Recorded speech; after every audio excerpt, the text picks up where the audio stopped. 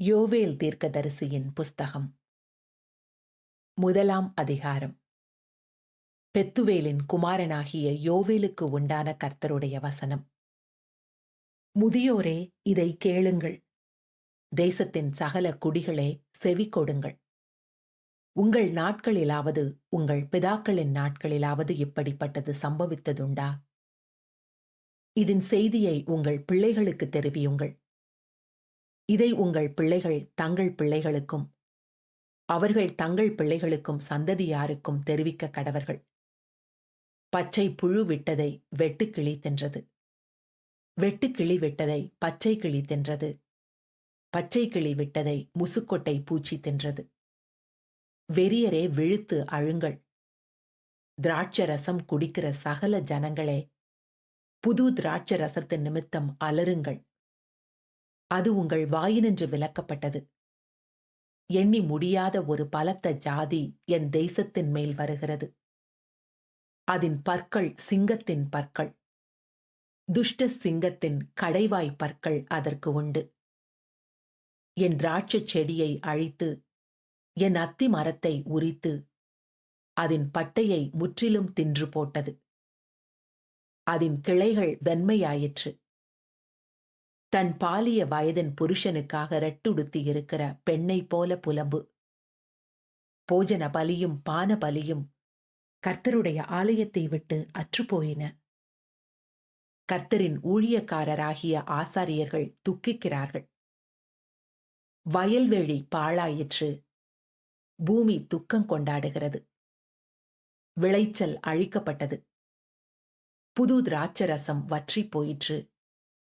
எண்ணெய் மாண்டு போயிற்று. பயிரிடும் குடிகளே, வெட்கப்படுங்கள். கோதுமையும் வார்கோதுமையும் இல்லாமற் போயிற்று. திராட்சத் தோட்டக்காரரே, அலறுங்கள். வயல்வெளியின் அறுப்பு அழிந்து போயிற்று. திராட்சைச் செடி வதங்கி அத்திமரம் சாரமற்று போகிறது. மாதளை, பேரிச்சம், கிச்சிலி முதலிய வெளியின் செடிகளெல்லாம் வாடி போயின. சந்தோஷம் மனு புத்திரரை விட்டு ஒழிந்து போயிற்று. ஆசாரியர்களே, ரெட்டு உடுத்தி புலம்புங்கள். பலிபீடத்தின் பணிவிடைக்காரரே, அலறுங்கள். என் தேவனுடைய தொண்டரே, நீங்கள் உள்ளே பிரவேசித்து ரெட்டு உடுத்தவர்களாய் ராத்தங்குங்கள். உங்கள் தேவனுடைய ஆலயத்தின் போஜன பலியும் பான பலியும் செலுத்தப்படாமல் நிறுத்தப்பட்டது.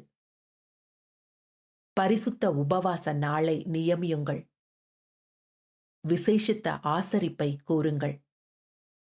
மூப்பரையும் தேசத்தின் எல்லா குடிகளையும் உங்கள் தேவனாகிய கர்த்தரின் ஆலயத்திலே கூடி வர செய்து கர்த்தரை நோக்கி கூப்பிடுங்கள்.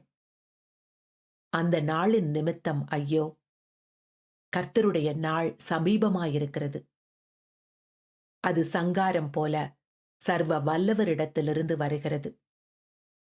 நம்முடைய கண்களை விட்டு ஆகாரமும் நம்முடைய தேவனின் ஆலயத்தை விட்டு சந்தோஷமும் மகிழ்ச்சியும் நீக்கப்படவில்லையோ? விதையானது மண் கட்டிகளின் கீழ் மங்கிப் போயிற்று. பயிர் தீந்து போகிறதினால் பண்ட சாலைகள் பாழாகி களஞ்சியங்கள் இடிந்து போயின. மிருகங்கள் எவ்வளவாய் தவிக்கிறது. மாட்டு மந்தைகள் தங்களுக்கு மேய்ச்சல் இல்லாததினால் கலங்குகிறது. ஆட்டு மந்தைகளும் சேதமாய் போயிற்று. கர்த்தாவே, உம்மை நோக்கி கூப்பிடுகிறேன். அக்கினி வனாந்திரத்தின் மேய்ச்சல்களை பட்சித்து ஜுவாலை வெளியின் விருட்சங்களை எல்லாம் எரித்து போடுகிறது. வெளியின் மிருகங்களும் உம்மை நோக்கி கதறுகிறது. நதிகளில் தண்ணீரெல்லாம் வற்றி போயிற்று. அக்கினி வனாந்திரத்தின் மேய்ச்சல்களை பட்சித்து போட்டது. யோவேல் தீர்க்கதரிசியின் புஸ்தகம். 2ஆம் அதிகாரம். சீயோனிலே எக்காளம் ஊதுங்கள். என் பரிசுத்த பர்வதத்திலே எச்சரிப்பின் சத்தமிடுங்கள். தேசத்தின் குடிகளெல்லாம் தத்தளிக்க கடவர்கள். ஏனெனில் கர்த்தருடைய நாள் வருகிறது. அது சமீபமாயிருக்கிறது. அது இருளும் அந்தகாரமுமான நாள். அது மப்பும் மந்தாரமுமான நாள். விடியற்கால வெளுப்பு பர்வதங்களின் மேல் பரவுகிறது போல ஏராளமான பலத்த ஒரு ஜாதி தீவிரமாக வந்து பரவும். அப்படிப்பட்டது முன் ஒரு காலத்திலும் உண்டானதுமில்லை, இனி தலைமுறை தலைமுறையாக வரும் வருஷங்களிலும் உண்டாவதுமில்லை. அவைகளுக்கு முன்பாக அக்கினி பட்சிக்கும், அவைகளுக்கு பின்னாக ஜுவாலை எரிக்கும்.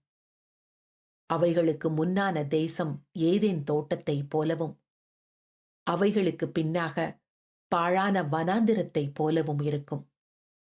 அவைகளுக்கு ஒன்றும் தப்பிப் போவதில்லை.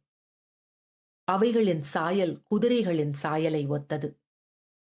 அவைகள் குதிரை வீரரைப் போல ஓடும். அவைகள் ஓடுகிற ரதங்களின் இரைச்சல் போலவும், செத்தைகளை எரிக்கிற அக்கினி ஜுவாலையின் இரைச்சல் போலவும், யுத்தத்துக்கு ஆயத்தப்பட்ட பலத்த ஜனத்தின் இரைச்சல் போலவும் பர்வதங்களுடைய சிகரங்களின் மேல் குதிக்கும். அவைகளுக்கு முன்பாக ஜனங்கள் நடுங்குவார்கள். எல்லா முகங்களும் கருகி போகும். அவைகள் பராக்கிரமசாலிகளைப் போல ஓடும், யுத்த வீரரைப் போல மதிலேறும். வரிசைகள் பிசகாமல் ஒவ்வொன்றும் தன் தன் அணியிலே செல்லும். ஒன்றை ஒன்று நெருக்காது, ஒவ்வொன்றும் தன் தன் பாதையிலே செல்லும். அவைகள் ஆயுதங்களுக்குள் விழுந்தாலும் காயம் படாமற் போகும். அவைகள் பட்டணம் எங்கும் செல்லும். மதிலின் மேல் ஓடும், வீடுகளின் மேல் ஏறும். பலகனி வழியாய் திருடனைப் போல உள்ளே நுழையும். அவைகளுக்கு முன்பாக பூமி அதிரும், வானங்கள் அசையும். சூரியனும் சந்திரனும் இருண்டு போகும், நட்சத்திரங்கள் ஒளி மழுங்கும். கர்த்தர் தமது சேனைக்கு முன் சத்தமிடுவார். அவருடைய பாளையம் மிகப் பெரிது. அவருடைய வார்த்தையின்படி செய்கிறதற்கு வல்லமையுள்ளது. கர்த்தருடைய நாள் பெரிதும் மகா பயங்கரமுமாயிருக்கும். அதை சகிக்கிறவன் யார்? ஆதலால் நீங்கள் இப்பொழுதே உபவாசத்தோடும் அழுகையோடும் புலம்பலோடும் உங்கள் முழு இருதயத்தோடும் என்னிடத்தில் திரும்புங்கள் என்று கர்த்தர் சொல்லுகிறார்.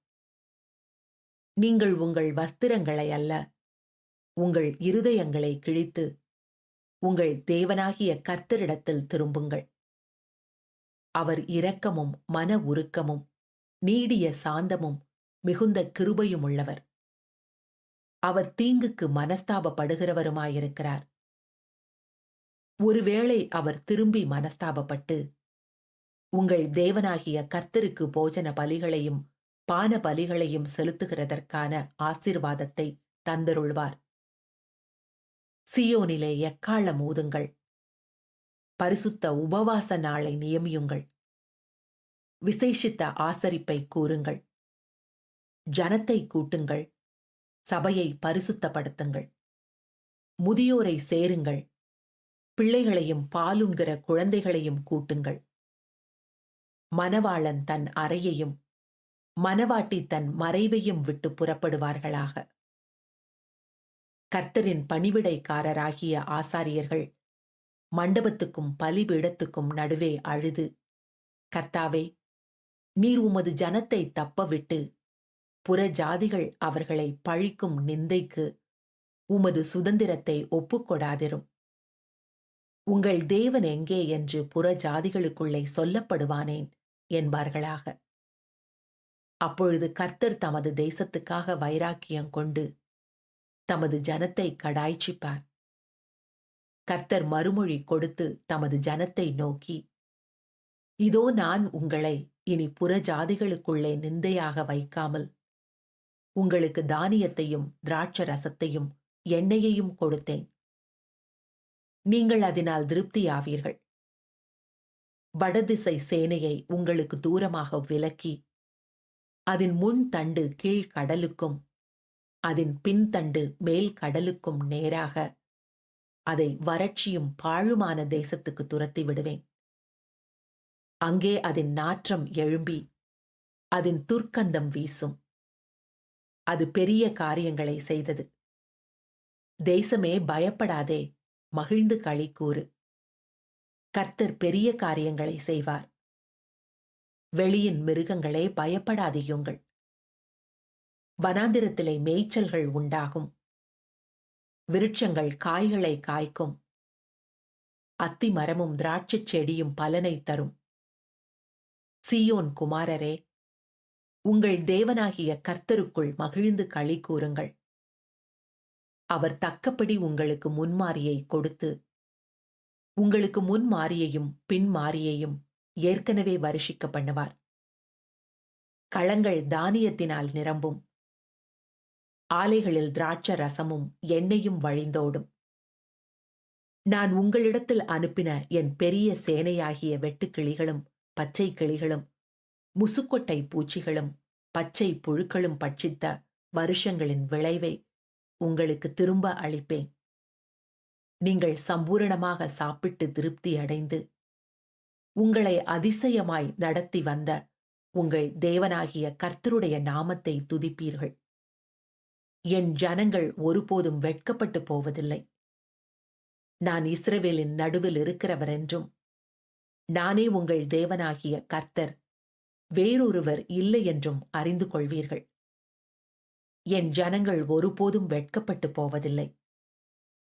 அதற்கு பின்பு நான் மாம்சமான யாவர் மேலும் என் ஆவியை ஊற்றுவேன். அப்பொழுது உங்கள் குமாரரும் உங்கள் குமாரத்திகளும் தீர்க்க தரிசனம் சொல்லுவார்கள். உங்கள் மூப்பர் சொப்பனங்களையும் உங்கள் வாலிபர் தரிசனங்களையும் காண்பார்கள். ஊழியக்காரர் மேலும் ஊழியக்காரிகள் மேலும் அந்நாட்களிலே என் ஆவியை ஊற்றுவேன். வானத்திலும் பூமியிலும் இரத்தம் அக்கினி புகை ஸ்தம்பங்களாகிய அதிசயங்களை காட்டுவேன். கர்த்தருடைய பெரியதும் பயங்கரமுமான நாள் வரும் முன்னே சூரியன் இருளாகவும் சந்திரன் இரத்தமாகவும் மாறும். அப்பொழுது கர்த்தருடைய நாமத்தை தொழுது கொள்கிறவன் எவனோ அவன் ரட்சிக்கப்படுவான். கர்த்தர் சொன்னபடி சீயோன் பர்வதத்திலும் எருசலேமிலும் கர்த்தர் வரவழைக்கும் மீதியாயிருப்பவர்களிடத்திலும் ரட்சிப்பு உண்டாயிருக்கும். யோவேல் தீர்க்கதரிசியின் புஸ்தகம் 3ஆம் அதிகாரம்.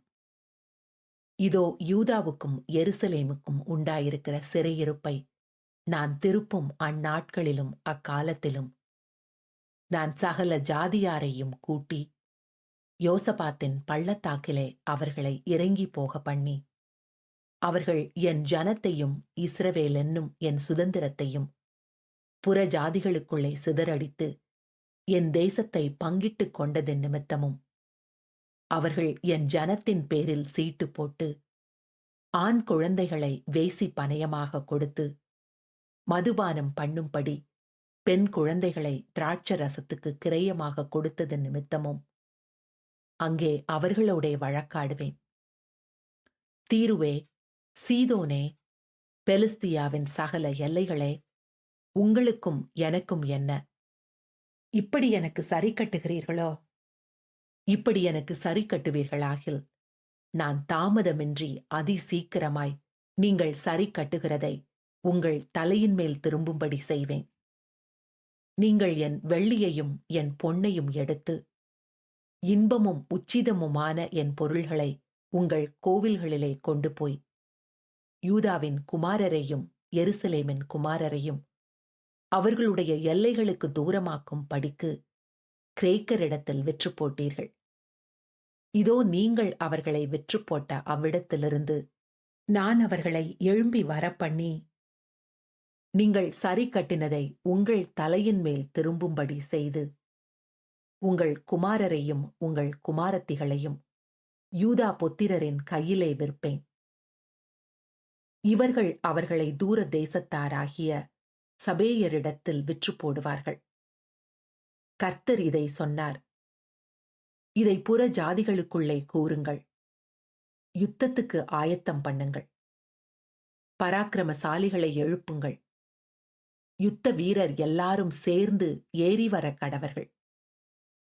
உங்கள் மண்வெட்டிகளை பட்டயங்களாகவும் உங்கள் அரிவாள்களை ஈட்டிகளாகவும் அடியுங்கள். பலவீனனும் தன்னை பலவான் என்று சொல்வானாக. சகல ஜாதிகளே, நீங்கள் சுற்றிலுமிருந்து ஏகமாய் வந்து கூடுங்கள். கர்த்தாவே, நீரும் அங்கே உம்முடைய பராக்கிரமசாலிகளை இறங்க பண்ணுவீராக. ஜாதிகள் எழும்பி யோசபாத்தின் பள்ளத்தாக்குக்கு வருவார்களாக. சுற்றிலுமுள்ள ஜாதிகளை நியாயம் தீர்க்க அங்கே நான் வீற்றிருப்பேன். பயிர் முதிர்ந்தது, அரிவாளை நீட்டி அருங்கள், வந்து இறங்குங்கள், ஆலை நிரம்பியிருக்கிறது, ஆலையின் தொட்டிகள் வழிந்தோடுகிறது. அவர்களுடைய பாதகம் பெரிது. நியாயத் தீர்ப்பின் பள்ளத்தாக்கிலே ஜனங்கள் திரள் திரளாயிருக்கிறார்கள். நியாயத் தீர்ப்பின் பள்ளத்தாக்கிலே கர்த்தரின் நாள் சமீபமாயிருக்கிறது. சூரியனும் சந்திரனும் இருண்டு போகும், நட்சத்திரங்கள் ஒளி மழுங்கும். கர்த்தர் சீயோனிலிருந்து கெர்ச்சித்து எருசலேமிலிருந்து சத்தமிடுவார். வானமும் பூமியும் அதிரும். ஆனாலும் கர்த்தர் தமது ஜனத்துக்கு அடைக்கலமும் இஸ்ரவேல் புத்திரருக்கு அரணான கோட்டையுமாயிருப்பார்.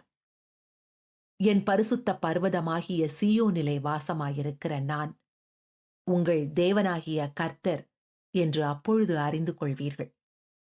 அப்பொழுது எருசலேம் பரிசுத்தமாயிருக்கும். அந்நியர் இனி அதை கடந்து போவதில்லை. அக்காலத்தில் பர்வதங்கள் திராட்ச ரசத்தை பொழியும், மலைகள் பாலாய் ஓடும், யூதாவின் ஆறுகள் எல்லாம் பிரவாகித்து ஓடும். ஒரு ஊற்று கர்த்தருடைய ஆலயத்திலிருந்து புறப்பட்டு சித்தீம் என்னும் பள்ளத்தாக்கை நீர் பாய்ச்சலாக்கும். யூதா புத்திரரின் தேசத்திலே குற்றமில்லாத இரத்தத்தை சிந்தி அவர்களுக்கு செய்த கொடுமையின் நிமித்தம் எகிப்து பாழாய் போகும். ஏதோம் பாழான வனாந்திரமாகும். ஆனால் யூதாவோ சதா காலமாகவும் எருசலேம் தலைமுறை தலைமுறையாகவும் குடியேற்றப்பட்டிருக்கும். நான் தண்டியாமல் விட்டிருந்த அவர்களுடைய இரத்தப் பழியை தண்டியாமல் விடேன். கர்த்தர் சீயோனிலே வாசமாயிருக்கிறார்.